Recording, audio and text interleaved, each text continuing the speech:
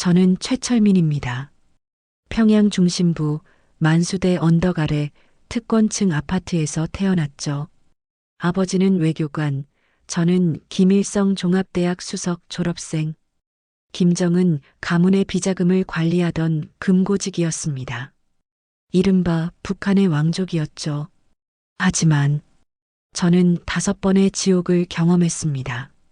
보위부의 고문, 중국 공안의 총구, 배신과 뇌물. 내가 죽기를 바랐던 자들은 김정은의 돈 때문에 나를 살려줬습니다. 제가 목숨 걸고 탈출한 진짜 이유가 뭔지 아십니까? 제 조카 광수 때문이었습니다. 굶주림과 병으로 앞이 보이지 않아 울던 그 애를 살릴 진짜 약 한 알이 저에게는 없었습니다. 그리고 이 대한민국 땅에 도착했습니다. 저는 이곳에서 단 5분 만에 제 인생 40년의 모든 가치가 무너지는 걸 봤습니다. 그 이유가 뭔지 아십니까? 그게 유모차였습니다. 네, 개새끼를 태우는 유모차요. 제 조카는 굶주려 눈이 멀어가다 죽었는데 이 나라에서는 개의 승차감을 위해 수십만 원짜리 유모차를 팔고 있었습니다. 저는 그 자리에서 넋을 놓고 울었습니다. 분노가 아니었습니다. 이게 바로 수백만 명의 희생으로 이 땅의 선배들이 지켜낸 자유의 승리구나. 제 조카보다 이 땅에게 팔자가 100배는 낫다는 잔인하지만 벅찬 진실 때문이었습니다. 지금부터 그 누구도 알지 못했던 북한 권력의 중심부와 제가 목숨을 건 김정은 금고지기의 5번 생환기를 낱낱이 공개하겠습니다. 시작 전에 제 얘기가 많이 퍼져서 얼마나 자유가 소중한지 많은 사람들이 확인할 수 있도록 댓글에 자유 대한민국 만세라고 꼭 남겨주세요. 구독과 좋아요도 눌러주시면 많은 분들이 제 영상을 시청할 수 있습니다. 이 자유가 얼마나 소중한지 꼭 알아야 하니까요. 이제 시작하겠습니다. 2015년 가을이었습니다. 평양 대동강구역에 있는 대외무역성 본부 건물 7층 회의실에 앉아 있었죠. 창밖으로 보이는 류경호텔은 여전히 미완성이었고 거리를 걷는 사람들의 걸음걸이는 느렸습니다. 배고픈 사람들의 걸음은 빠를 수가 없거든요. 저는 그날도 장부를 들여다보고 있었습니다. 김정은 동지의 특별계좌 관리 대장이었죠. 스위스은행, 싱가포르 비밀계좌, 중국 단둥의 위장회사들, 모든 돈의 흐름이 제 손을 거쳐갔습니다. 그날 장부에 적힌 금액은 미화 8,500만 달러였습니다. 우리 돈으로 치면 계산할 수도 없는 액수죠. 북한 주민 100만 명이 1년을 먹고 살 수 있는 돈이었습니다. 문이 열렸습니다. 끽. 낡은 경첩 소리가 회의실에 울려 퍼졌어요. 김 부상이 들어왔습니다. 50대 중반의 살찐 남자였죠. 배는 불룩했지만 얼굴은 핏기가 없었습니다. 특권층도 제대로 된 음식을 먹기 힘든 시절이었으니까요. 최동무. 그가 책상 위에 서류를 던졌습니다. 탁! 이번 달 실적이 이게 뭔가? 저는 서류를 집어들었습니다. 중국과의 석탄 거래 계약서였죠. 전월 대비 30% 감소라고 적혀 있었습니다. 제재가 강화되어서 그렇습니다. 동무. 중국 측에서 거래를 꺼리고 있습니다. 그래서 김 부상이 제 앞으로 다가왔습니다. 담배 냄새와 마늘 냄새가 뒤섞인 입김이 얼굴에 닿았어요. 그래서 우리가 굶어 죽으란 말인가? 최고 존엄께서 필요로 하시는 자금을 확보하지 못하면 우리 모두 끝이네. 자네도 나도 자네 가족도 말일세. 가슴이 철렁 내려앉았습니다. 저는 알고 있었습니다. 이 시스템이 어떻게 돌아가는지를요. 김정은의 돈은 핵무기를 만들고 미사일을 쏘고 고위층의 배를 채우는 데 쓰였습니다. 일반 주민들, 그들은 안중에도 없었죠. 알겠습니다. 다른 경로를 찾아보겠습니다. 그래야지. 김 부상이 등을 툭툭 두드렸습니다. 그리고 나가면서 중얼거렸죠. 세상이 각박해져서 말일세. 옛날에는 중국 놈들도 우리말을 잘 들었는데. 문이 닫혔습니다. 저는 창밖을 바라봤습니다. 거리에서 한 여자가 쓰러졌어요. 아무도 일으켜 세우지 않았습니다. 그냥 지나쳤죠. 평양에서도 이런데 지방은 얼마나 더 심할까요? 그날 저녁 집으로 돌아가는 길이었습니다. 발소리, 뒤에서 누군가 따라오고 있었어요. 저는 걸음을 멈췄습니다. 뒤를 돌아봤죠. 동생이었습니다. 최철수, 제 친동생이었지만 저와는 달리 특권이 없었습니다. 아버지가 외교관이었던 덕분에 저는 좋은 자리를 얻었지만 동생은 평범한 노동자로 살아야 했죠. 형님, 동생의 목소리가 떨렸습니다. 광수가 안 좋습니다. 광수, 제 조카였습니다. 12살이었죠. 무슨 일인데? 눈이 안 보인답니다. 영양실조래요. 의사가 그러는데 비타민이 필요하다고 합니다. 그런데 약이 없어요. 형님, 부탁입니다. 형님이라면 약을 구할 수 있지 않습니까? 동생이 제 손을 붙잡았습니다. 손이 얼음장처럼 차가웠어요. 저는 그날 밤 잠을 이룰 수 없었습니다. 비타민, 겨우 비타민 몇 알이 없어서 12살 아이가 눈이 멀어가고 있었습니다. 그런데 제 책상 서랍에는 김정은 가문의 8,500만 달러 장부가 있었죠. 이게 뭡니까? 이게 나라입니까? 사흘 후 저는 특별 배급소에 갔습니다. 평양 중심부에 있는 외화 상점이었죠. 고위 간부들만 출입할 수 있는 곳이었습니다. 그곳에 가면 중국산 물건들이 있었어요. 비타민도 있었고요. 문을 밀고 들어갔습니다. 딸랑, 종소리가 울렸습니다. 안은 텅 비어 있었어요. 진열대에는 통조림 몇 개와 담배, 그리고 중국산 약품들이 놓여 있었습니다. 무엇을 찾으십니까? 중년 여자가 카운터 뒤에서 물었습니다. 비타민이 필요합니다. 어떤 비타민이요? 아이용 종합 비타민입니다. 여자가 고개를 저었습니다. 그런 건 없습니다. 성인용 비타민밖에 없어요. 그것도 품질이 좋지 않습니다. 그럼 그걸 주십시오. 여자가 선반에서 낡은 병을 꺼냈습니다. 라벨이 찢어져 있었고 유통기한은 이미 2년 전에 지났죠. 이게 전부입니까? 네. 요즘은 이것도 구하기 어렵습니다. 저는 그 약병을 샀습니다. 동생 집으로 갔죠. 동생은 판자촌 같은 곳에 살고 있었습니다. 평양 외곽이었어요. 계단을 올라가는데 삐걱거리는 소리가 났습니다. 페인트는 벗겨져 있었고 벽에는 곰팡이가 피어 있었죠. 문을 두드렸습니다. 똑똑. 형님? 동생이 문을 열었습니다. 얼굴이 초췌했어요. 광수는 안에 있습니다. 방 안으로 들어갔습니다. 어두웠어요. 전기가 들어오지 않았습니다. 촛불 하나가 깜빡이고 있었죠. 광수가 이불 속에 누워 있었습니다. 광수야. 제가 불렀습니다. 아이가 고개를 돌렸어요. 눈은 떠져 있었지만 초점이 없었습니다. 삼촌? 그래, 삼촌이다. 약 가져왔다. 저는 약병을 꺼내 광수에게 건넸습니다. 아이의 손이 떨렸어요. 손가락이 앙상했습니다. 뼈만 남아 있었죠. 고맙습니다, 삼촌. 아이가 약을 삼켰습니다. 물도 제대로 없었어요. 그냥 침으로 넘겼습니다. 저는 그 모습을 보면서 무너졌습니다. 이게 제가 할 수 있는 전부였습니다.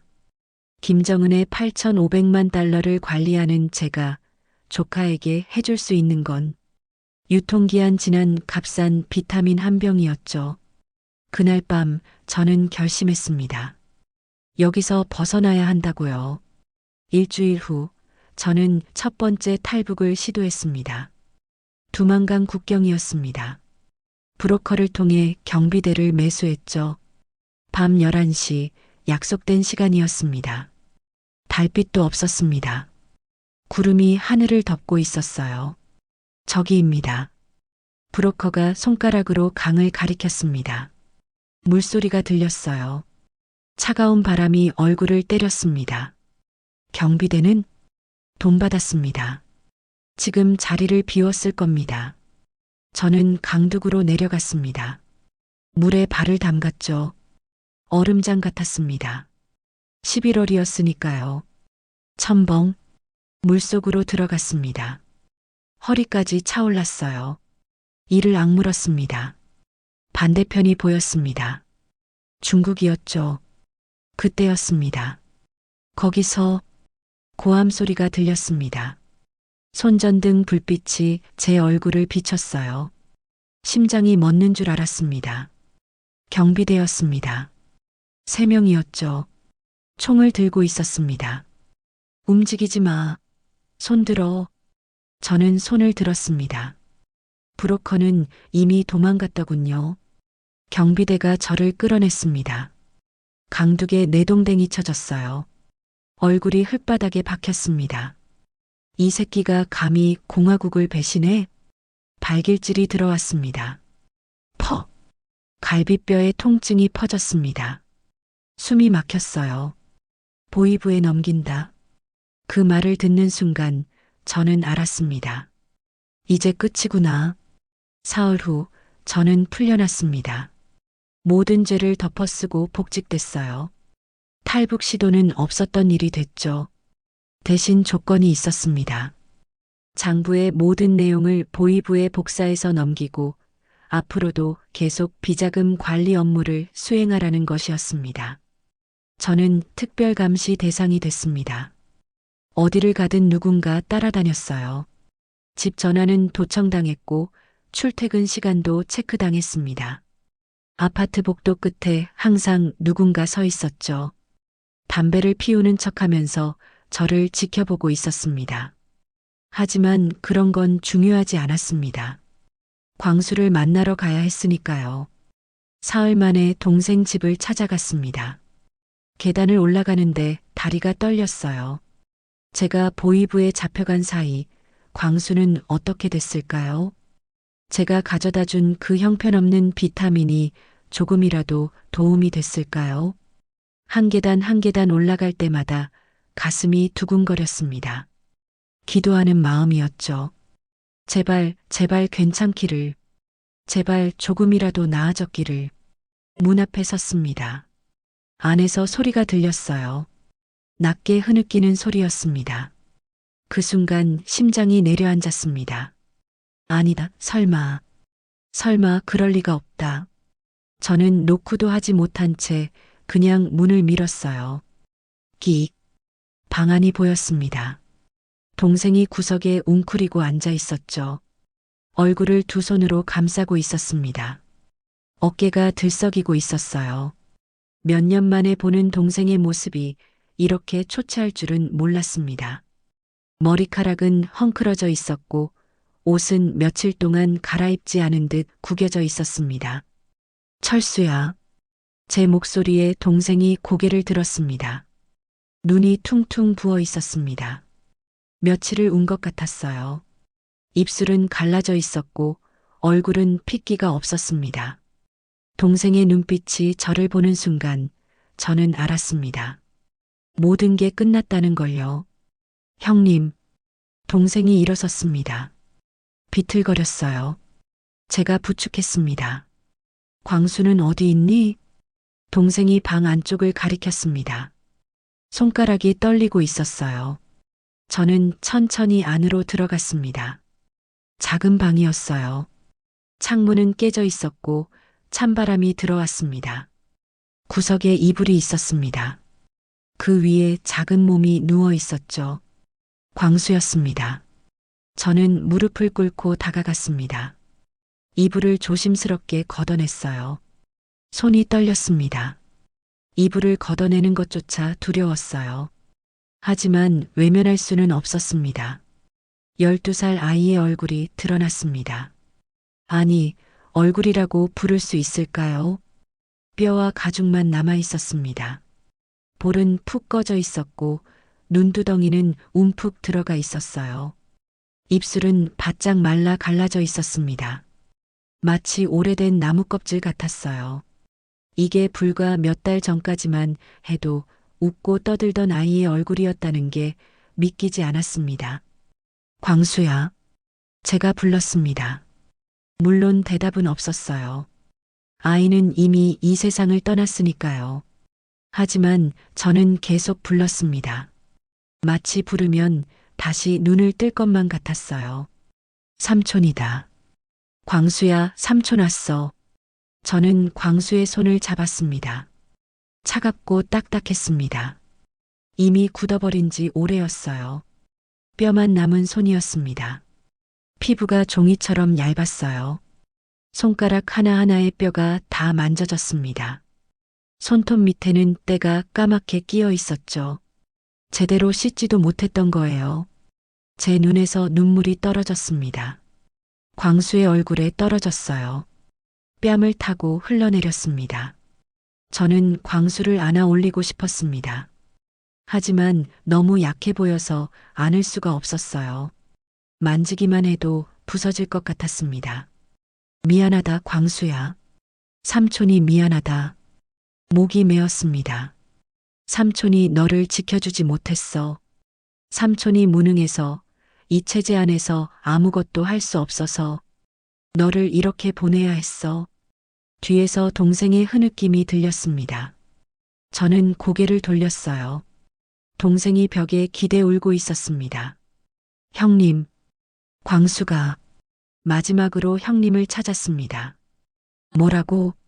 삼촌 보고 싶다고. 삼촌만 오면 나을 것 같다고. 그렇게 말하다가 동생이 말을 잇지 못했습니다. 저는 광수를 다시 봤습니다. 어린 조카가 마지막 순간에 삼촌을 찾았다는 게 가슴을 찢어 놓았습니다. 저는 그때 보이부 지하 감옥에서 고문당하고 있었죠. 광수를 살리려다가 오히려 광수의 마지막을 함께하지 못한 겁니다. 광수야, 삼촌이 늦어서 미안해.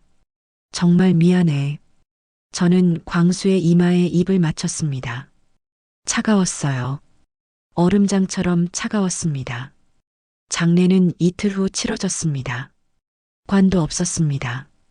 그냥 헌 이불로 광수를 감쌌어요. 북한에서 평범한 사람들의 장례란 이런 겁니다. 특권층도 아니고 돈도 없는 사람들은 제대로 된 관조차 구할 수 없었죠. 동네 공동묘지에 묻기로 했습니다. 평양 외곽의 야트막한 언덕이었어요. 비가 내리고 있었습니다. 가랑비였어요. 하늘도 우는 것 같았습니다. 흙이 질척거렸어요. 무덤을 팔 때마다 물이 고였습니다. 삽을 들 때마다 지늘기 철벅거리는 소리가 났죠. 저와 동생 둘이서 삽질을 했습니다. 다른 사람은 아무도 오지 않았어요. 북한에서 장례식은 사치였으니까요. 다들 자기 식구 먹여 살리기도 바빴습니다. 이웃들도 고개를 돌렸어요.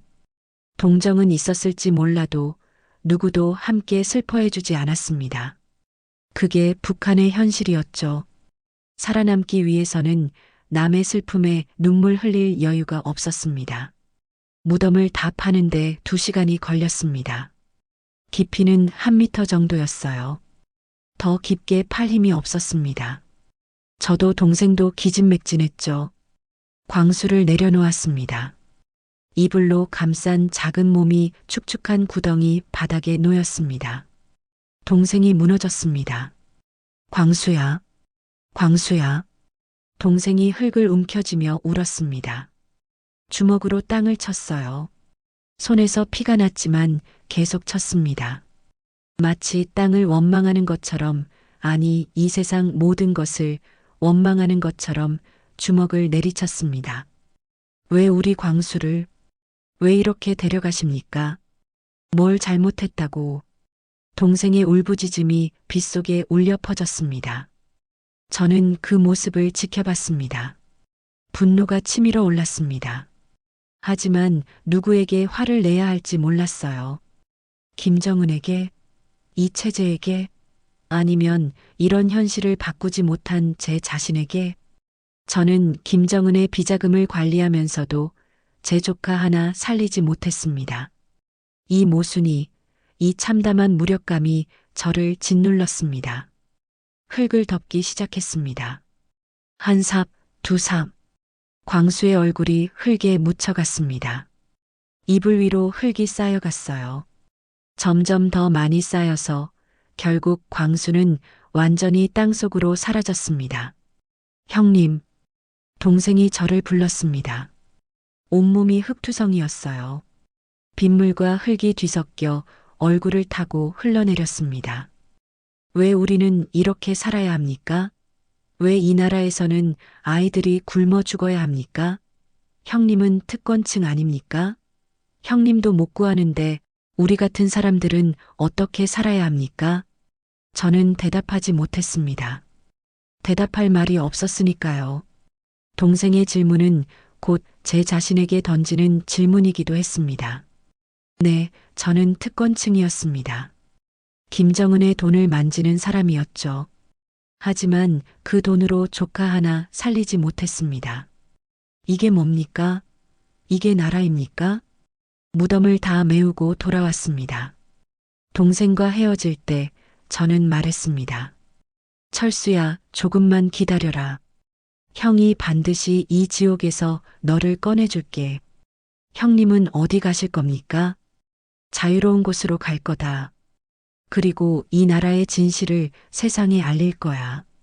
동생이 고개를 저었습니다. 안 됩니다, 형님. 또 잡히면 이번엔 정말 끝입니다. 괜찮아. 이번엔 성공할 거야. 저는 동생의 어깨를 두드렸습니다. 집에 돌아왔습니다. 옷을 벗었어요.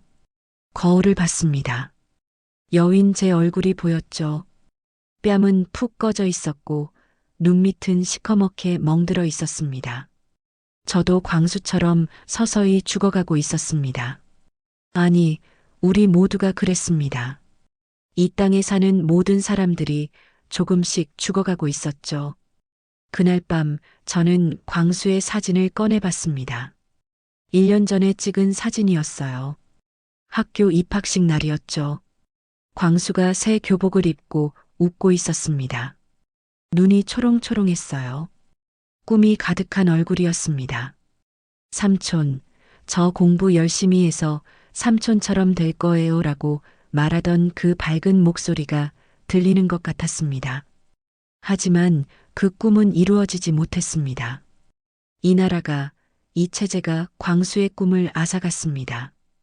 12살 아이에게서 미래를, 희망을, 생명을 빼앗아간 겁니다. 저는 사진을 가슴에 안았습니다. 광수야, 삼촌이 약속한다. 이 체제를 반드시 무너뜨리겠다. 내가 당한 일을 세상에 알리겠다. 그래서 너 같은 아이들이 더 이상 죽지 않게 만들겠다.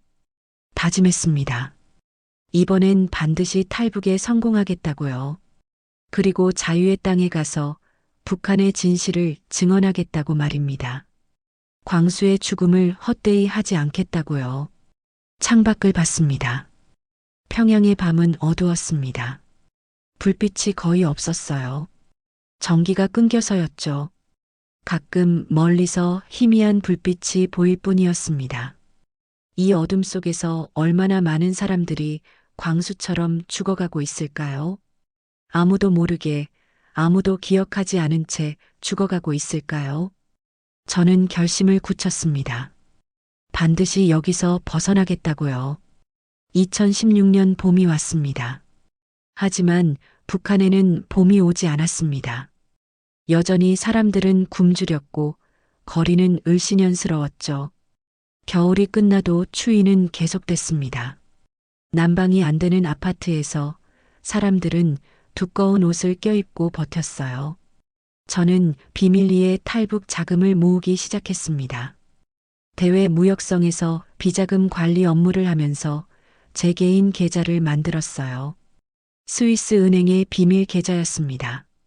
김정은 가문의 돈을 관리하면서 배운 방법이었죠. 아이러니했습니다. 제가 증오하는 체제에서 배운 기술로 그 체제에서 탈출할 자금을 마련하고 있었으니까요. 조금씩 빼돌렸습니다. 한 번에 10,000달러씩 여러 거래에 분산시켜서 눈에 띄지 않게 했어요. 무역 거래가 워낙 많았기 때문에 작은 금액은 감사에 걸리지 않았습니다. 하지만 매번 장부를 조작할 때마다 가슴이 두근거렸어요. 들키면 끝이었으니까요. 이번에는 장부 카드로도 살아남을 수 없을 겁니다. 6개월이 지났습니다. 제 계좌에 모인 돈이 15만 달러였습니다. 우리 돈으로 약 2억 원이었죠. 이 돈이면 중국 공안도 브로커도 매수할 수 있을 거라고 생각했습니다. 첫 번째 탈북 때 배운 교훈이 있었습니다.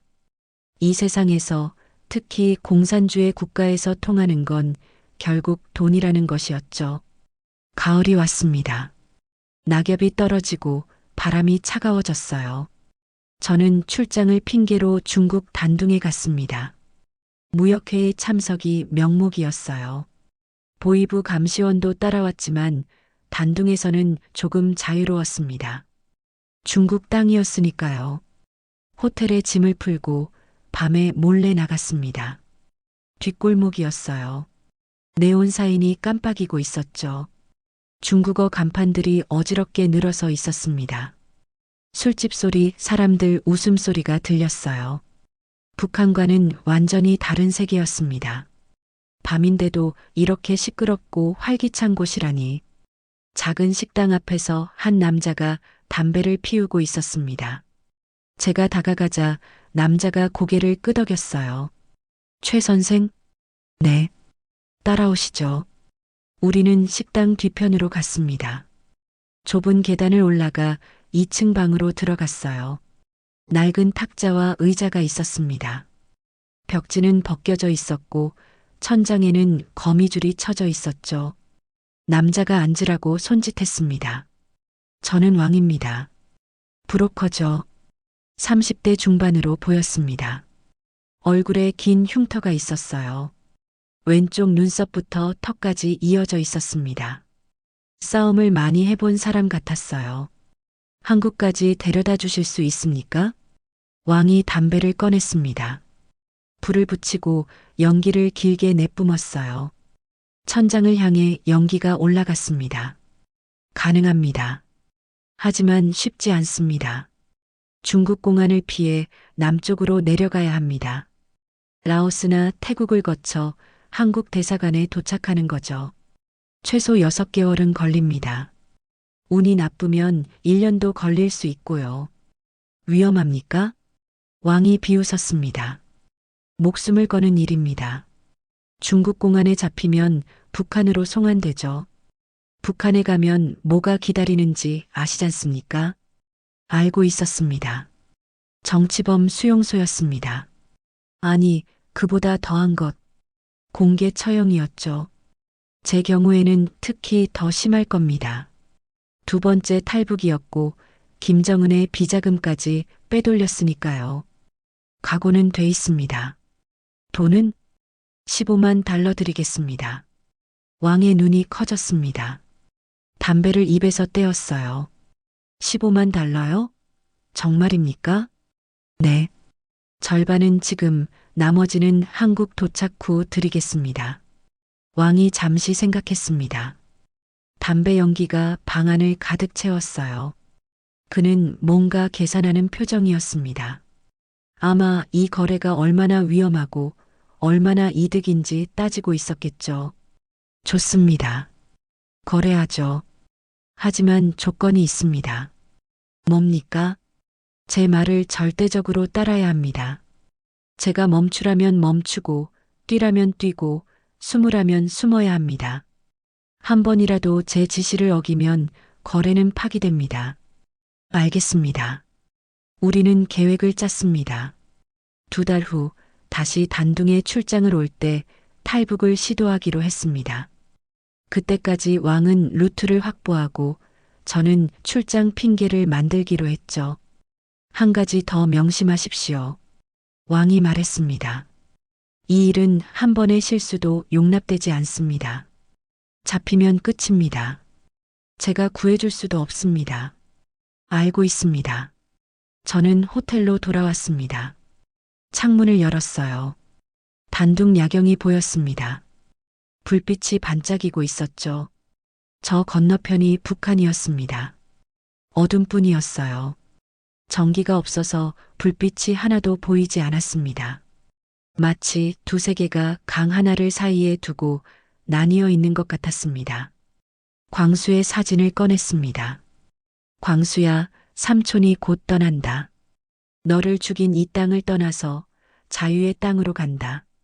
거기 가서 내 이야기를 할 거야. 세상 사람들에게 북한이 얼마나 지옥 같은 곳인지 알릴 거다. 그게 삼촌이 너에게 해줄 수 있는 마지막이야. 사진을 가슴에 품었습니다. 2달 후면 모든 것이 시작될 것입니다. 2016년 11월 21일이었습니다. 다시 단둥에 왔습니다. 이번엔 마지막이었어요. 성공하거나 죽거나 둘 중 하나였습니다. 호텔 방에 짐을 풀었습니다. 가방 안에는 여권과 돈, 그리고 광수의 사진이 들어 있었어요. 다른 건 아무것도 없었습니다. 필요 없었으니까요. 제 인생 40년이 이 작은 가방 하나에 담겨 있었습니다. 밤 9시였습니다. 노크 소리가 들렸습니다. 똑똑. 문을 열었습니다. 왕이 서 있었어요. 검은 옷을 입고 있었습니다. 준비됐습니까? 네. 그럼 가시죠. 오늘 밤을 놓치면 한 달은 기다려야 합니다. 복도로 나갔습니다. 엘리베이터를 타고 1층으로 내려갔어요. 로비를 지나 주차장으로 갔습니다. 심장이 빠르게 뛰었습니다. 이제 정말 시작이구나. 돌아올 수 없는 강을 건너는 거구나. 검은색 승합차가 기다리고 있었습니다. 차에 탔습니다.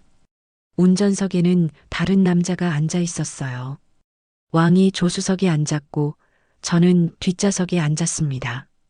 차가 출발했습니다. 도시를 벗어나 외곽으로 향했어요. 가로등이 점점 줄어들었습니다. 건물도 사라졌죠. 어둠만 남았습니다. 창밖으로 보이는 건 검은 나무들과 텅 빈 들판뿐이었어요. 1시간쯤 달렸을까요? 차가 비포장도로로 접어들었습니다. 덜컹거렸어요. 차체가 흔들렸습니다. 저는 손잡이를 꽉 잡았습니다. 거의 다 왔습니다. 왕이 말했습니다. 차가 멈춰섰습니다. 여기서 내리십시오. 저는 차에서 내렸습니다. 가방을 들었어요. 앞에 강이 보였습니다. 압록강이었습니다. 달빛이 강물을 비추고 있었습니다. 물소리가 들렸어요. 철썩거리는 소리였습니다. 바람이 불었죠. 차가웠습니다. 11월의 바람은 뼈를 애는 듯 했어요. 저는 옷깃을 여몄습니다. 저 강을 건너야 합니다. 왕이 강을 가리켰습니다. 건너편은 어디입니까? 역시 중국입니다. 하지만 공안의 감시가 약한 지역이죠. 거기서 남쪽으로 계속 내려가야 합니다. 배는 저기 있습니다. 강둑 아래 작은 보트가 있었습니다. 낡은 나무배였어요. 구멍이 여기저기 뚫려 있었고 페인트는 벗겨져 있었습니다. 저걸 타고 갑니까? 네. 큰 배는 눈에 띕니다. 작은 배가 안전합니다. 저는 강둑으로 내려갔습니다. 발이 지늘게 빠졌어요. 질척거렸습니다. 신발이 벗겨질 뻔했죠. 냄새도 났습니다. 썩은 물 냄새였어요. 보트에 올라탔습니다.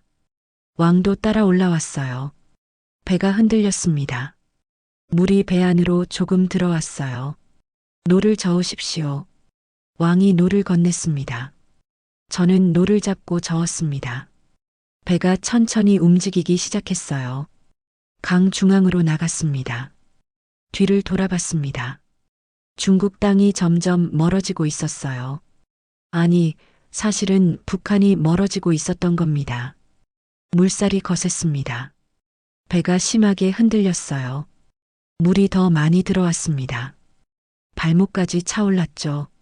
차가웠습니다. 더 빨리 저으십시오. 왕이 소리쳤습니다. 저는 힘껏 노를 저었습니다. 팔이 아팠어요. 숨이 가빠졌습니다. 하지만 멈출 수 없었습니다. 멈추면 물살에 휩쓸려 갈 것 같았어요. 30분쯤 지났을까요? 건너편 강둑이 보였습니다. 거의 다 왔습니다. 왕이 말했습니다. 배가 강둑에 닿았습니다. 저는 뛰어내렸어요. 땅을 밟는 순간 다리에 힘이 풀렸습니다. 주저앉을 뻔했죠. 일어나십시오. 아직 멀었습니다. 왕이 저를 일으켜 세웠습니다. 숲속으로 들어갔습니다. 어두웠어요. 나무들이 빽빽이 들어서 있었습니다. 발밑에서 나뭇가지가 부러지는 소리가 났죠. 바스락거리는 낙엽 소리도 들렸습니다. 어디선가 동물 울음소리도 들렸어요. 2시간을 걸었습니다. 다리가 아팠어요. 숨도 찼습니다. 하지만 왕은 멈추지 않았습니다. 저도 따라갔습니다. 멈추면 안 됐으니까요. 작은 오두막이 나타났습니다. 왕이 문을 열었어요. 여기서 쉬십시오. 내일 아침에 다시 출발합니다. 오두막 안은 텅 비어 있었습니다. 먼지가 쌓여 있었고 거미줄이 쳐져 있었어요. 쥐소리도 들렸습니다. 저는 구석에 앉았습니다. 가방을 열어 광수의 사진을 꺼냈습니다. 광수야, 삼촌이 첫 번째 강을 건넜다. 이제 시작이야. 내가 보고 싶구나. 사진을 다시 가방에 넣었습니다. 눈을 감았어요. 하지만 잠이 오지 않았습니다. 긴장됐습니다. 앞으로 무슨 일이 벌어질까요? 과연 한국까지 갈 수 있을까요? 다음 날 아침 우리는 다시 출발했습니다. 트럭을 탔어요. 짐칸에 숨었습니다. 양파 자루들 사이에 몸을 웅크렸죠. 양파 냄새가 코를 찔렀습니다. 매운 냄새였어요. 눈물이 날 것 같았습니다. 트럭이 출발했습니다. 덜컹거렸어요. 길이 좋지 않았습니다. 몸이 이리저리 흔들렸죠. 양파 자루에 부딪혔습니다. 아팠어요. 하지만 소리내면 안 됐습니다. 몇 시간을 달렸을까요? 시간 감각이 없었습니다. 짐칸 안은 어두웠고 창문도 없었어요. 그저 트럭이 덜컹거리는 소리와 엔진 소리만 들렸습니다. 트럭이 멈춰 섰습니다. 검문이다. 왕이 속삭였습니다. 밖에서 중국어가 들렸습니다. 공안이었어요. 저는 숨을 죽였습니다. 심장이 미친 듯이 뛰었습니다. 귀가 멍멍했어요. 어디 가는가? 베이징입니다. 양파 배달하러 갑니다. 운전사가 대답했습니다. 목소리가 평온했어요. 익숙한 사람 같았습니다. 짐칸 열어봐. 그 말에 제 온몸이 굳었습니다. 문이 열렸습니다. 햇빛이 쏟아져 들어왔어요. 눈이 부셨습니다. 저는 양파 자루 뒤에 더 깊이 숨었습니다. 공안이 안을 들여다봤습니다. 손전등을 비췄죠. 불빛이 이리저리 움직였습니다. 저는 숨을 참았습니다. 움직이지 않았어요. 양파 자루가 돼야 했습니다. 공안이 양파 자루를 몇 개 들춰봤습니다. 저에게서 불과 3미터 떨어진 곳이었어요. 그의 손이 보였습니다. 조금만 더 들춰보면 저를 발견할 겁니다. 시간이 멈춘 것 같았습니다. 조아가 문이 닫혔습니다. 트럭이 다시 출발했습니다. 저는 그제야 숨을 쉬었습니다. 온몸이 땀으로 젖어 있었어요. 손이 떨렸습니다. 운이 좋았습니다. 왕이 말했습니다. 앞으로도 이런 검문이 더 있을 겁니다. 그때마다 운이 따라줘야 합니다. 운. 네, 이제 제 목숨은 운에 달려 있었습니다. 제가 할 수 있는 건 아무것도 없었어요. 그저 들키지 않기를 기도하는 것뿐이었습니다. 일주일이 지났습니다. 우리는 중국 남부 지역에 도착했습니다. 광저우였어요. 큰 도시였죠. 고층 빌딩들이 즐비했습니다. 사람들이 많았어요. 차들이 쉴 새 없이 달렸습니다. 작은 여관에 묵었습니다. 방은 좁았어요. 침대 하나와 탁자 하나가 전부였습니다. 벽지는 벗겨져 있었고 천장에는 얼룩이 져 있었죠. 하지만 북한보다는 훨씬 나았습니다. 여기서 이틀 머무를 겁니다. 왕이 말했습니다. 그 다음은 라오스로 넘어갑니다. 거기서 태국으로 가고 태국에서 한국 대사관에 가면 됩니다. 얼마나 걸립니까? 순조로우면 한 달. 문제가 생기면 모릅니다. 길어질 수도 있습니다. 왕이 나갔습니다. 저는 혼자 남았어요. 창밖을 봤습니다. 거리에 사람들이 많았어요. 다들 바삐 걸어 다니고 있었습니다. 가게들은 불을 환하게 밝히고 있었죠. 음식점에서는 맛있는 냄새가 났습니다. 북한과는 너무 달랐습니다. 여기는 빛이 있었습니다. 사람들은 웃고 있었어요. 배고파 보이는 사람도 없었습니다.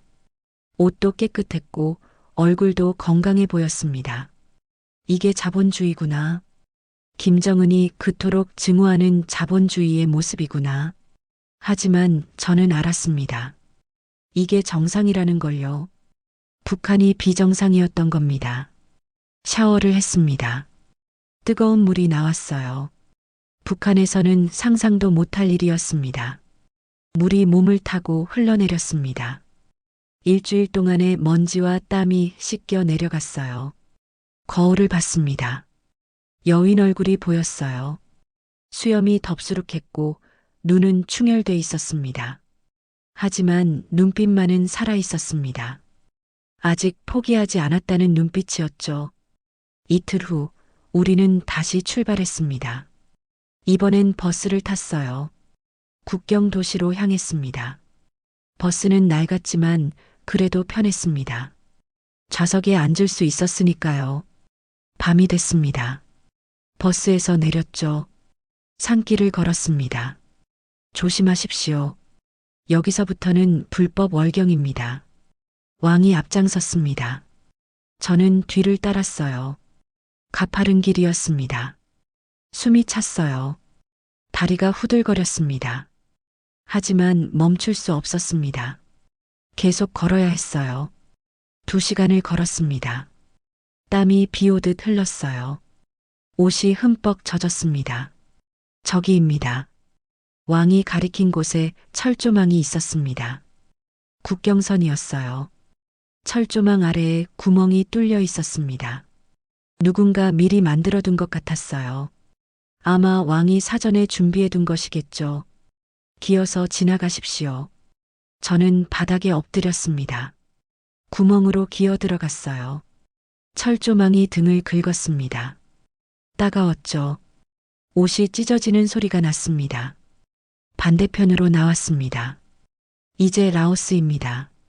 왕이 말했습니다. 라오스? 처음 와본 나라였습니다. 어둠 속에서 정글이 보였어요. 나무들이 빽빽했습니다. 습기가 높았죠. 숨쉬기가 답답했습니다. 벌레 소리가 요란했어요. 이제 어디로 갑니까? 마을까지 가야 합니다. 거기서 차를 타고 비엔티안으로 갑니다. 우리는 정글을 걸었습니다. 1시간쯤 걸었을까요? 왕이 멈춰 섰습니다. 이상합니다. 뭐가요? 너무 조용합니다. 벌레 소리가 사라졌어요. 그 순간이었습니다. 동작 그만. 고함 소리가 들렸습니다. 손을 들었습니다. 손전등 불빛이 우리를 비췄습니다. 눈이 부셨어요. 저는 눈을 가늘게 떴습니다. 라오스 경찰이 다가오고 있었어요. 4명이었습니다. 총을 들고 있었죠. 제복을 입고 있었지만 낡아 보였습니다. 여권? 경찰이 손을 내밀었습니다. 라오스어였지만 몸짓으로 알 수 있었어요. 왕이 여권을 꺼냈습니다. 저도 꺼냈어요. 중국 위조 여권이었습니다. 왕이 구해준 거였죠. 경찰이 여권을 확인했습니다. 손전등으로 비춰봤어요. 한참을 들여다봤습니다. 다른 경찰들과 뭐라고 말을 주고받았어요. 가짜다. 경찰이 여권을 바닥에 던졌습니다. 여권이 흙바닥에 떨어졌어요. 따라와. 우리는 경찰서로 끌려갔습니다. 30분쯤 걸었을까요? 작은 건물이 나타났습니다. 페인트가 벗겨져 있었고 지붕은 녹슬어 있었습니다. 간판도 희미했어요. 방 안으로 들어갔습니다. 좁았어요. 책상 하나, 의자 몇 개가 전부였습니다. 천장에서 선풍기가 돌고 있었지만 시원하지 않았어요. 오히려 더운 공기만 휘저었습니다. 경찰 한 명이 책상 앞에 앉았습니다. 우리더러 앉으라고 했어요. 이름, 왕입니다. 너는? 최입니다. 경찰이 뭔가를 적었습니다. 느리게 적었어요. 글씨를 잘 모르는 것 같았습니다. 어디서 왔나? 중국입니다. 왜 불법으로 넘어왔나? 저는 대답하지 않았습니다. 뭐라고 말해야 할까요? 탈북자라고 말하면 끝장입니다. 경찰이 책상을 쳤습니다. 탁! 말해. 말하지 않으면 중국으로 돌려보낸다. 중국 공안에 넘긴다는 거다. 그럼 어떻게 되는지 알지? 북한 송환이었습니다. 저는 알았습니다. 중국으로 가면 끝이라는 걸요. 공안에 넘겨지면 곧바로 북한으로 보내질 겁니다. 그리고 그 다음은 상상하고 싶지 않았습니다. 그때 왕이 입을 열었습니다. 돈을 드리겠습니다. 경찰의 눈이 반짝였습니다. 표정이 바뀌었어요. 조금 전까지 딱딱했던 얼굴이 부드러워졌습니다. 얼마? $10,000. 경찰이 코웃음을 쳤습니다. 적다. 너무 적어. $20,000. 경찰이 다른 경찰들을 봤습니다. 눈빛을 주고받았어요. 뭔가 계산하는 것 같았습니다. 얼마를 받아낼 수 있을까? 아니면 중국에 넘기는 게 나을까? $30,000면 보내준다. 왕이 저를 봤습니다. 저는 고개를 끄덕였어요. 어쩔 수 없었습니다. 목숨값이었으니까요. 좋습니다. 저는 가방을 열었습니다. 돈뭉치를 꺼냈어요. $100짜리 지폐였습니다. 왕이 미리 준비해 둔 것이었죠. 경찰이 돈을 받아들었습니다. 세기 시작했어요. 바스락. 지폐 넘기는 소리가 방 안에 울렸습니다. 경찰의 손이 빨라졌어요. 돈을 세는 솜씨가 능숙했습니다. 아마 자주 하는 일이겠죠. 좋아. 경찰이 돈을 서랍에 넣었습니다. 자물쇠를 잠갔어요. 그리고 우리를 봤습니다. 이제 표정이 완전히 달라졌어요. 친절해 보이기까지 했습니다. 나가. 그리고 조심해. 다음부터는 밤에 돌아다니지 마. 우리는 경찰서를 나왔습니다. 밖은 여전히 어두웠어요. 새벽이었습니다. 동이 트기 전이었죠. 공기가 차가웠습니다. $30,000를 날렸습니다. 왕이 한숨을 쉬었습니다. 괜찮습니다. 목숨을 산 겁니다. 저는 그렇게 말했지만 마음이 무거웠습니다. $150,000 중 이미 $100,000를 썼어요.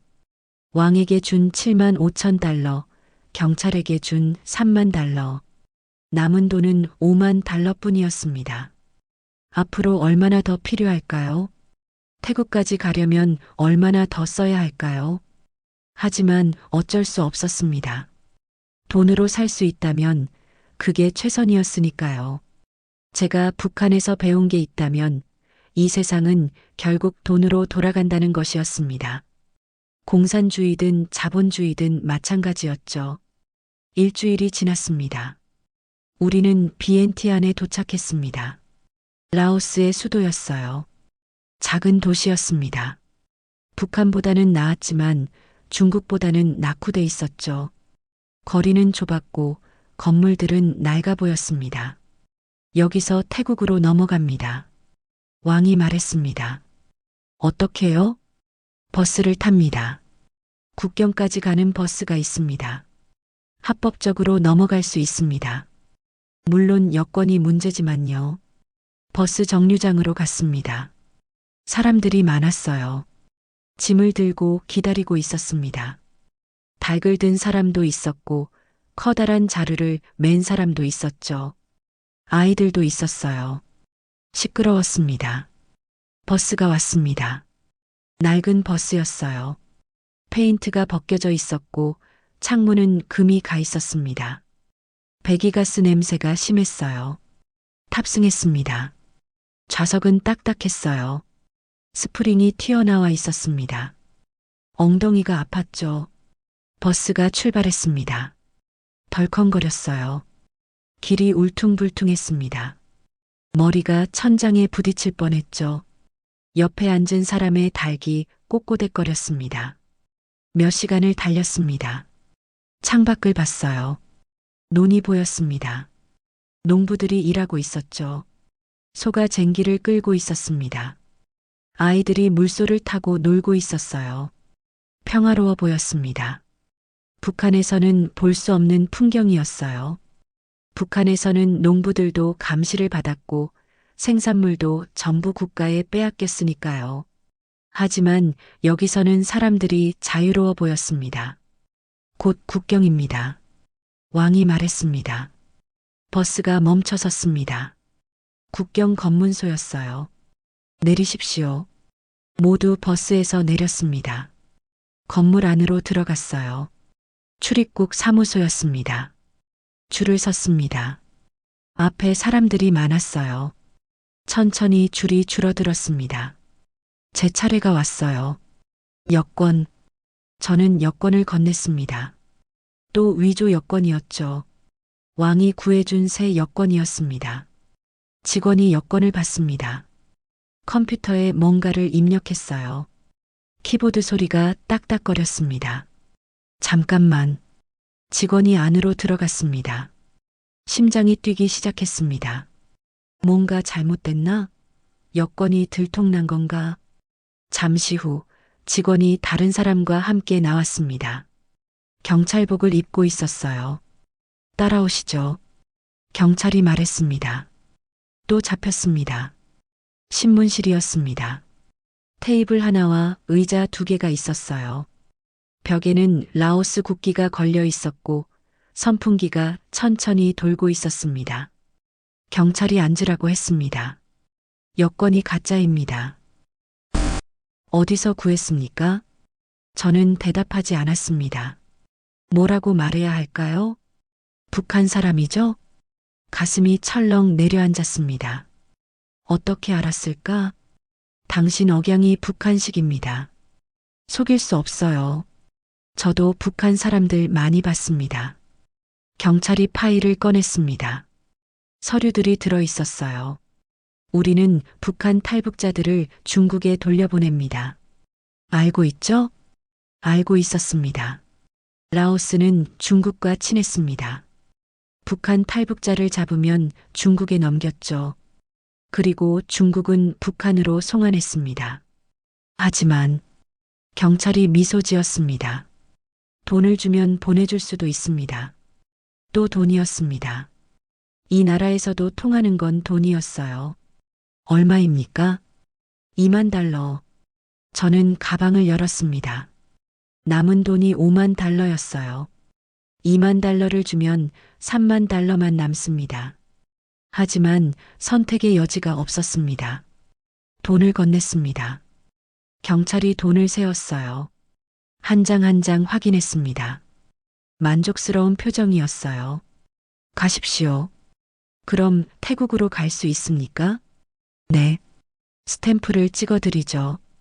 경찰이 여권에 도장을 찍었습니다. 쿵. 소리가 났어요. 출국 스탬프였습니다. 저는 밖으로 나왔습니다. 왕이 기다리고 있었어요. 해결됐습니까? 네. 2만 달러 줬습니다. 왕이 한숨을 쉬었습니다. 돈이 많이 들어가네요. 저도 예상보다 훨씬 비싸졌습니다. 괜찮습니다. 어차피 목숨값입니다. 하지만 괜찮지 않았습니다. 이제 3만 달러밖에 안 남았어요. 태국에 가서도 돈이 필요할 텐데 말입니다.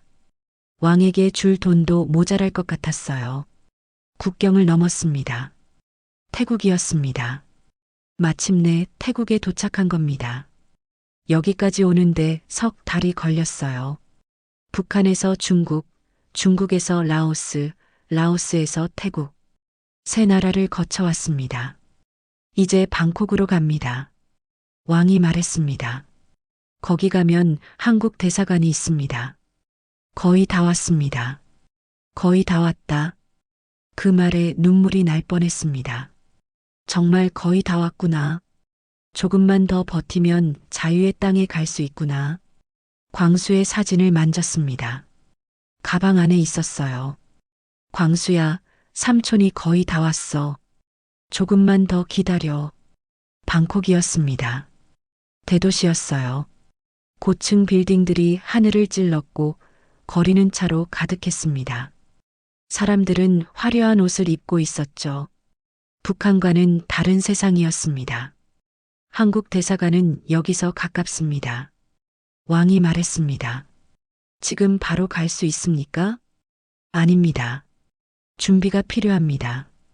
무슨 준비요? 당신의 신분을 증명할 자료가 필요합니다. 북한 신분증, 노동당원증, 아니면 북한에서 일했다는 증거 같은 것 말입니다. 저는 가방을 열었습니다. 노동당원증이 있었어요. 대외 무역성 신분증도 있었습니다. 광수의 사진도 있었죠. 이걸로 충분합니까? 왕이 서류들을 받습니다. 충분합니다. 내일 대사관에 가시죠.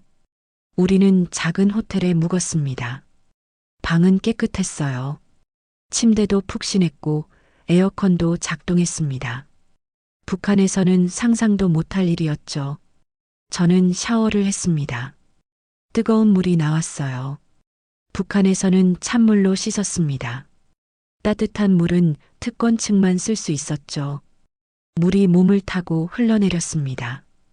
때가 벗겨졌어요. 석 달 동안의 먼지와 땀이 씻겨 내려갔습니다.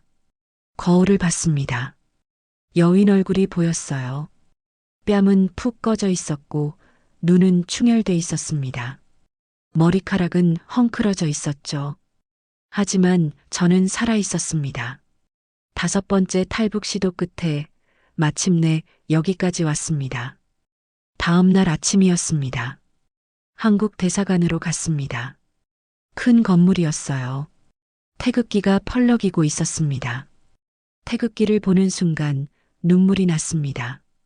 참으려 했지만 참을 수 없었어요. 40년 동안 증오하라고 배웠던 그 깃발.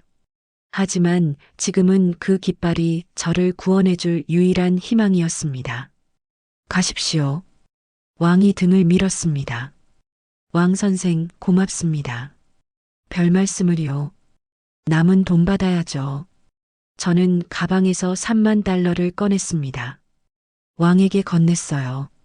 이게 전부입니까? 네. 다 써버렸습니다. 왕이 돈을 세었습니다. 원래 약속은 7만 5천 달러였는데. 죄송합니다. 이게 전부입니다. 왕이 한숨을 쉬었습니다. 뭐 어쩔 수 없죠. 행운을 빕니다. 왕이 돌아섰습니다. 사라졌어요. 저는 대사관 문 앞에 섰습니다. 심호흡을 했어요. 문을 밀었습니다. 안으로 들어갔습니다. 리셉션이 있었어요. 한국 여직원이 앉아 있었습니다. 어떻게 오셨습니까? 저는 북한에서 왔습니다. 망명을 신청하러 왔습니다. 여직원의 눈이 커졌습니다. 잠깐만 기다려주세요. 여직원이 어디론가 전화를 걸었어요. 잠시 후 한 남자가 나왔습니다. 정장을 입고 있었어요. 저는 국정원 소속입니다. 따라오시죠. 남자를 따라 방으로 들어갔습니다. 조사가 시작됐습니다. 이름, 출신, 직업, 탈북 경로, 모든 걸 물어봤어요. 저는 사실대로 대답했습니다. 대외 무역성에서 일했다는 것, 김정은의 비자금을 관리했다는 것, 5번 탈북을 시도했다는 것. 조사는 이틀 동안 계속됐습니다. 마침내 마지막 날이었습니다. 최철민 씨 확인됐습니다. 대한민국으로 가실 수 있습니다. 그 말을 듣는 순간 저는 무너졌습니다. 바닥에 주저앉았어요. 눈물이 쏟아졌습니다. 감사합니다. 감사합니다. 울먹이는 목소리였습니다. 40년 만에 처음으로 느끼는 안도감이었습니다. 일주일 후 저는 비행기에 올랐습니다. 인천행 비행기였어요. 창문 너머로 구름이 보였습니다. 하했어요. 부드러워 보였습니다. 저는 광수의 사진을 꺼냈습니다. 광수야, 삼촌이 해냈다. 이제 자유의 땅으로 간다. 거기 가서 내 이야기를 할 거야. 너를 죽인 그 체제가 얼마나 잔인한지 세상에 알릴 거다. 사진을 가슴에 안았습니다. 비행기가 이륙했습니다. 2017년 2월 15일이었습니다. 인천공항에 도착했습니다. 공항은 넓고 깨끗했어요. 사람들이 많았습니다. 다들 웃고 있었죠. 저는 입국장을 통과했습니다. 대한민국 땅을 밟았습니다. 처음으로 밟는 자유의 땅이었어요. 국정원 직원이 저를 맞았습니다. 최철민 씨 환영합니다. 이제 안전합니다. 고맙습니다. 차를 타고 안가로 갔습니다. 조사를 받아야 했죠. 일주일 동안 모든 것을 말했습니다. 북한의 실상, 비자금 관리, 탈북 과정. 그들은 꼼꼼히 기록했어요. 마지막 날이었습니다. 최철민 씨, 조사가 끝났습니다. 이제 정착 지원을 받으실 수 있습니다. 감사합니다. 그런데 부탁이 하나 있습니다. 말씀하세요. 제가 목숨 걸고 찾아온 이 나라의 진짜 모습을 보고 싶습니다. 뉴스 말고요. 가장 평범한 일상을 보고 싶습니다. 단 5분만이라도요. 직원이 고개를 끄덕였습니다. 알겠습니다. 직원이 사무실로 저를 안내했습니다. 작은 방이었어요. 책상 하나와 의자, 그리고 텔레비전이 있었습니다. 여기 앉으십시오. 저는 의자에 앉았습니다. 직원이 리모컨을 건넸어요. 편하게 보십시오. 원하시는 채널 보시면 됩니다. 직원이 나갔습니다. 저는 혼자 남았어요. 텔레비전을 켰습니다. 화면이 밝아졌어요. 뉴스가 나오고 있었습니다. 앵커가 말하고 있었죠. 채널을 돌렸습니다. 드라마였습니다. 한 가족이 밥상 앞에 둘러앉아 있었어요. 밥그릇마다 하얀 쌀밥이 수북했고 반찬도 가득했습니다. 김치, 불고기, 생선구이, 나물들. 북한에서는 상상도 못할 밥상이었습니다. 다시 채널을 돌렸습니다. 예능 프로그램이었어요. 사람들이 웃고 있었습니다. 시끄러웠죠. 음악이 흘렀고 조명이 화려했습니다. 또 돌렸습니다. 홈쇼핑이었습니다. 쇼호스트가 뭔가를 소개하고 있었어요. 여자 진행자였습니다. 화사한 옷을 입고 있었죠. 여러분, 오늘 소개해드릴 상품은 정말 특별합니다. 목소리가 경쾌했습니다. 프리미엄 반려견 유모차입니다. 유모차. 저는 화면을 뚫어지게 봤습니다. 진행자가 유모차를 밀고 있었어요. 세련된 디자인이었습니다. 검은색 프레임에 은색 바퀴가 달려 있었죠. 카메라가 유모차를 클로즈업했습니다. 안에 작은 강아지가 앉아 있었습니다. 하얀 털의 강아지였어요. 미용이 잘 돼 있었습니다.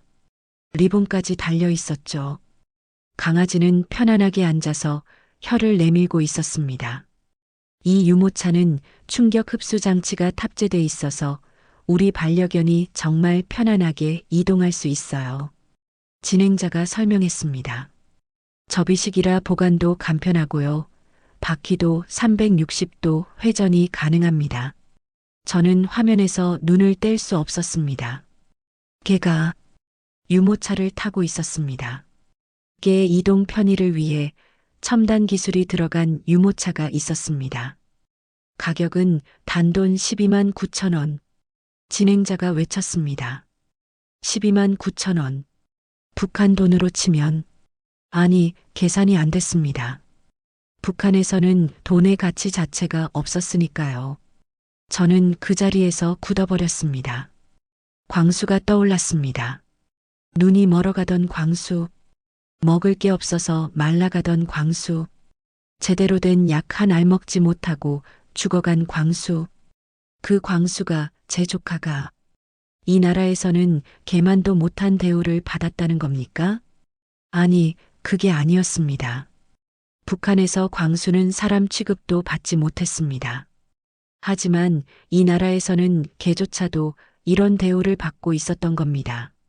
화면 속에서 강아지가 유모차에 편안히 앉아 있었습니다. 주인이 물을 줬어요. 강아지가 물을 마셨습니다. 꼬리를 흔들었죠. 저는 숨을 쉴 수가 없었습니다. 가슴이 짓눌리는 것 같았어요. 목이 메었습니다. 화면 속 강아지와 광수의 얼굴이 겹쳐 보였습니다. 굶주려 뼈만 앙상하게 남았던 광수, 눈이 멀어서 아무것도 볼 수 없었던 광수, 이 유모차로 우리 반려견과 함께 즐거운 산책을. 진행자의 목소리가 들렸습니다. 산책, 반려견과 함께하는 산책이라니. 광수는 산책은커녕 제대로 걷지도 못했습니다. 영양실조로 다리에 힘이 없었으니까요. 저는 리모컨을 떨어뜨렸습니다. 바닥에 떨어진 리모컨이 소리를 냈어요. 딸그락. 손이 떨렸습니다. 온몸이 떨렸어요. 눈물이 났습니다. 참을 수 없었습니다. 40년 동안 꾹꾹 눌러 담았던 모든 감정이 한꺼번에 터져 나왔습니다. 저는 그 자리에서 무너졌습니다. 의자에서 미끄러져 바닥에 주저앉았어요. 얼굴을 두 손으로 감쌌습니다. 울었습니다. 소리내어 울었습니다. 미안하다. 광수야. 삼촌이 미안하다. 목이 쉬도록 울었습니다. 이게 자유였습니까? 이게 제가 목숨 걸고 찾아 헤맨 자유의 모습이었습니까? 사람도 아닌 개가 유모차를 타고 편안하게 이동하는 나라. 그런데 북한에서는 사람이, 어린아이가 굶어 죽는 나라. 이 대비가, 이 참혹한 차이가 저를 짓눌렀습니다. 문이 열렸습니다. 직원이 들어왔어요. 최철민 씨, 괜찮으십니까? 저는 고개를 들었습니다. 눈물 범벅인 얼굴이었죠. 저는 이제야 알았습니다. 뭘 아셨습니까? 자유가 뭔지요. 목소리가 갈라졌습니다. 자유는 사람이 사람답게 사는 게 아니었습니다. 이 나라에서는 개도 존중받습니다. 개의 편의를 위해 유모차를 만들고 개가 행복하게 살 수 있게 배려합니다. 저는 텔레비전을 가리켰습니다. 저 강아지는 제 조카보다 훨씬 나은 삶을 살고 있습니다. 아니, 비교조차 할 수 없습니다. 북한에서 광수는 사람 대접을 받지 못했습니다. 하지만 여기서는 개조차도 저렇게 대우받습니다. 직원이 다가왔습니다. 제 어깨에 손을 얹었어요. 최철민 씨, 이게 자유입니다. 제가 이제야 깨달았습니다. 저는 눈물을 닦았습니다. 자유란 건 특별한 게 아니었습니다. 거창한 이념도 아니었어요. 그저 생명을 존중하는 거였습니다. 사람이든 동물이든 모든 생명이 고통받지 않고 행복하게 살 수 있는 것.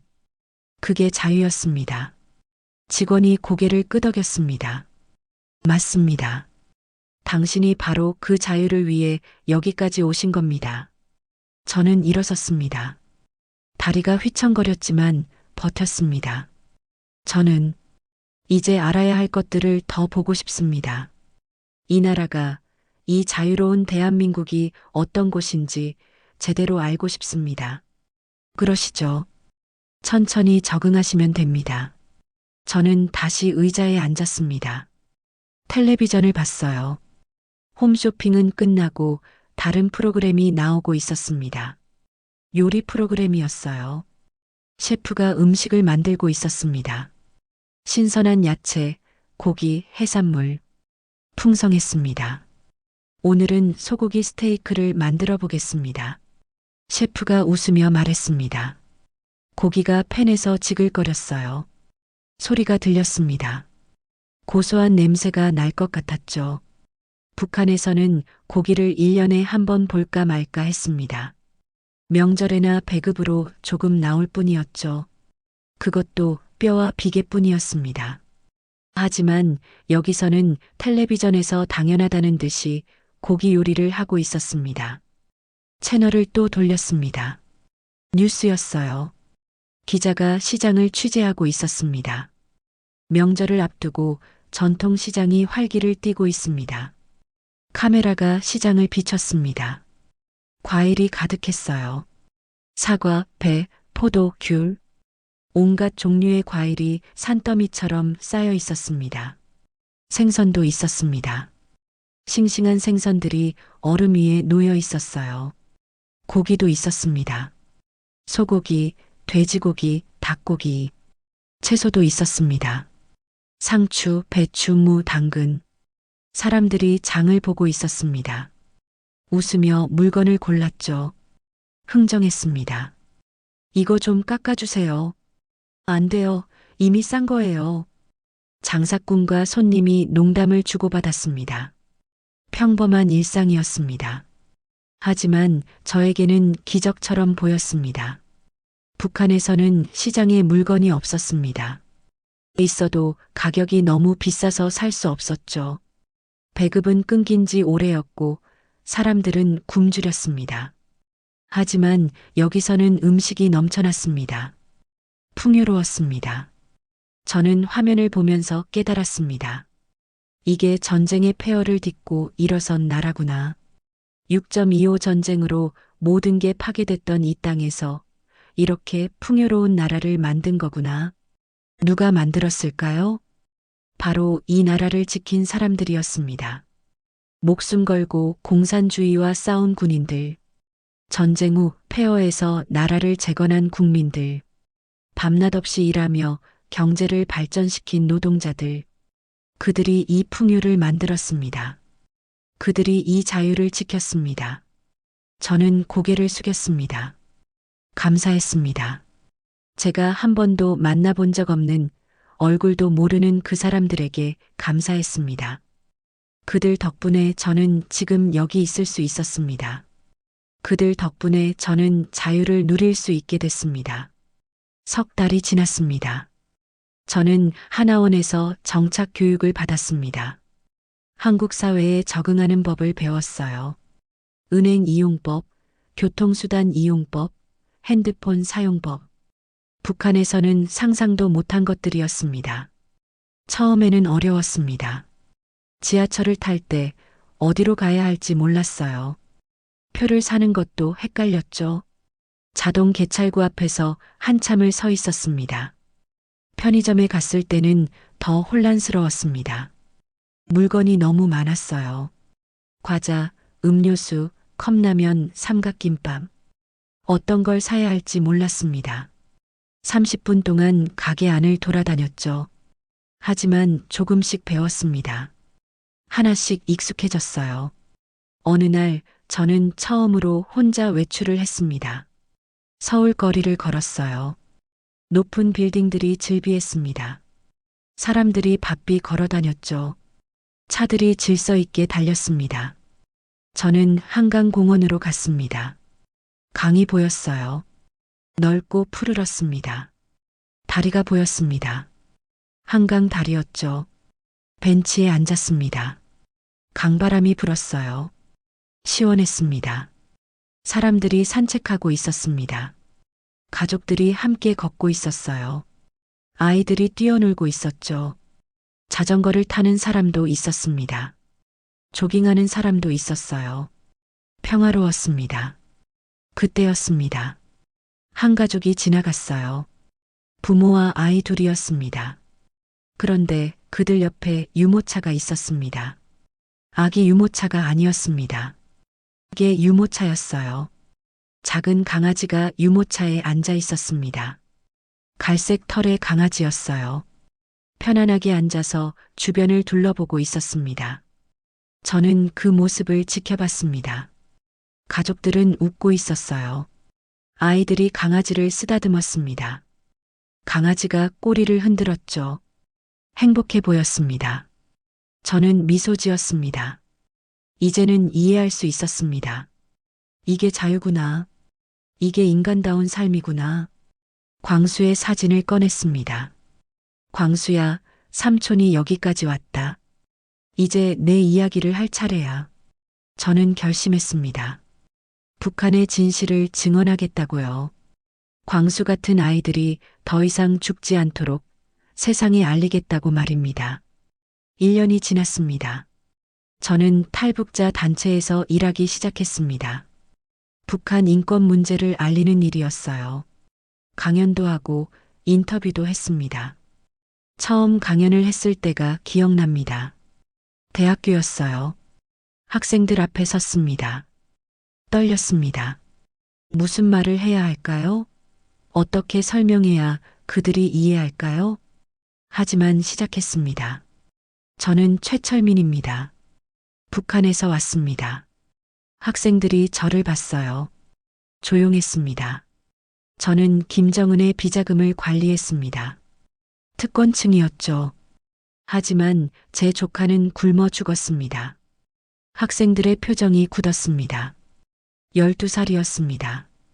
영양실조로 눈이 멀었고 결국 죽었습니다.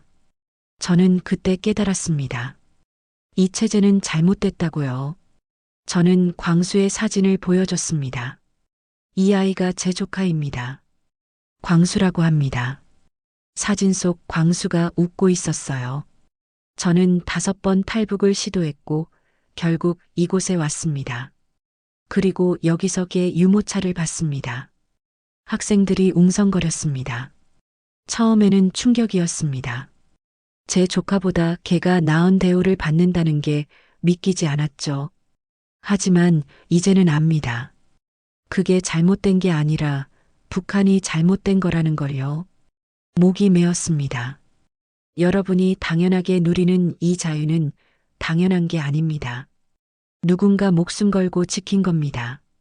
6.25 전쟁 때 피 흘린 선배들, 폐허에서 나라를 재건한 어르신들. 그분들 덕분에 여러분은 지금 이 자유를 누리고 있습니다. 학생들이 고개를 끄덕였습니다. 부디 이 자유를 지켜주십시오. 북한 같은 곳이 되지 않도록 이 풍요롭고 평화로운 나라를 지켜주십시오. 강연이 끝났습니다. 학생들이 박수를 쳤어요. 일어나서 박수를 쳤습니다. 한 학생이 다가왔습니다. 감사합니다. 제가 얼마나 좋은 나라에 사는지 깨달았습니다. 눈시울이 붉어졌어요. 저는 그 학생의 손을 잡았습니다. 고맙습니다. 이 나라를 부탁합니다. 2년이 지났습니다. 저는 이제 완전히 적응했습니다. 작은 아파트에서 살았어요. 혼자 살았지만 외롭지 않았습니다. 매일 아침 창문을 열었습니다. 햇살이 들어왔어요. 따뜻했습니다. 거리가 보였습니다. 사람들이 출근하고 있었죠. 학생들이 학교에 가고 있었습니다. 평범한 아침이었습니다. 하지만 저에게는 기적이었습니다. 매일 아침 저는 광수에게 말합니다. 광수야, 삼촌은 오늘도 자유롭게 살고 있어. 내가 누리지 못한 이 자유를 삼촌이 대신 누리고 있단다. 미안하다. 그리고 고맙다. 내 덕분에 삼촌이 여기까지 올 수 있었어. 어느 날 저는 다시 한강공원에 갔습니다. 같은 벤치에 앉았어요. 가족이 지나갔습니다. 역시 개 유모차를 밀고 있었죠. 이번에는 눈물이 나지 않았습니다. 대신 미소가 나왔습니다. 이게 맞는 거구나. 이게 정상이구나. 생명을 존중하고 약한 존재까지 배려하는 나라. 그게 대한민국이구나. 저는 일어섰습니다. 태극기가 펄럭이고 있었어요. 바람에 나부끼고 있었습니다. 저는 태극기를 향해 경례했습니다. 대한민국, 제가 목숨 걸고 사수할 영원한 나의 조국입니다. 가슴을 펴고 말했습니다. 지금 저는 이 이야기를 여러분께 전합니다. 여러분이 당연하게 여기는 이 일상이 얼마나 소중한 것인지 알아주셨으면 합니다. 그러니 부디 이 자유를 당연하게 여기지 마십시오. 감사하며 살아주십시오. 그리고 지켜주십시오. 그리고 대한민국 젊은이들은 이 소중한 자유를 잘 못 느끼고 산다는 것을 느꼈습니다. 이 영상이 널리 퍼져 많이 볼 수 있도록 꼭 구독과 좋아요 눌러주시고 댓글에도 꼭 나의 조국 또는 소중한 대한민국이라고 남겨주세요. 머지않아 젊은 친구들도 많이 볼 수 있도록 말입니다.